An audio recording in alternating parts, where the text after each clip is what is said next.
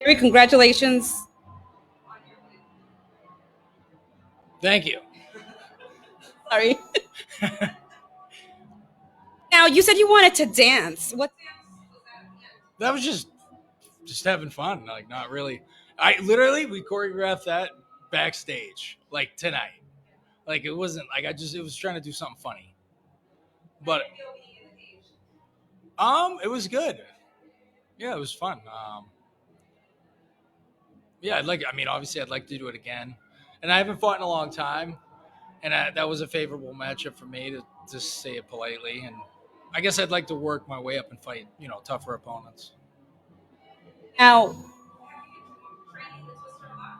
Not really. I used to live out in I used to live out in California when I was in the military, and out there, there's a lot of like 10th Planet guys, and they do a lot of leg lock stuff, and a lot of people do the twister. But I haven't done it recently. I wouldn't say. No, it was. I told everybody I was gonna do a twister. I was actually gonna make a post saying like, because yesterday it snowed and it was like the weather came out of nowhere, and I was gonna make a post saying like, guys, if you're at Cage Titans, just be cautious. There's a tornado warning, so just be careful if you're in the area, and then be like, all right, the twister came through. You guys are good. But I'm not really hip on like social media shit. Kind of goes with the Captain America thing because I'm so old and like that. I'm not like good with technology and shit like that. Oh, and I just swore and broke character.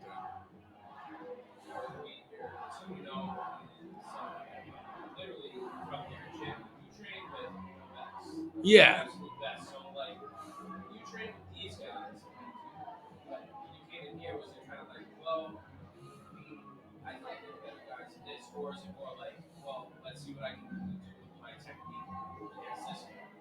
Yeah. I do definitely train with a lot of good guys at City Otong.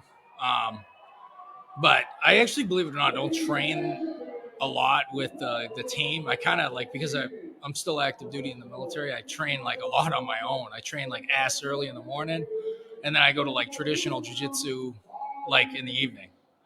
And that's like if I'm preparing for a fight, because then I can train twice a day, like 5 days a week. And two, like for the new guys that are like maybe listening to this, like hip martial arts, like, oh, this guy trains twice a day, 6 days a week. Like, how does he do that? Training is different than working out, so I don't want people to get that like confused. This training is like a partly learning, and then working out is like a whole different thing. It's like where you're really like taxing yourself.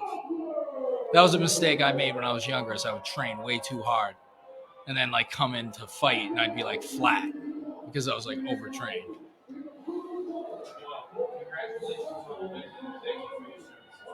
Thank you.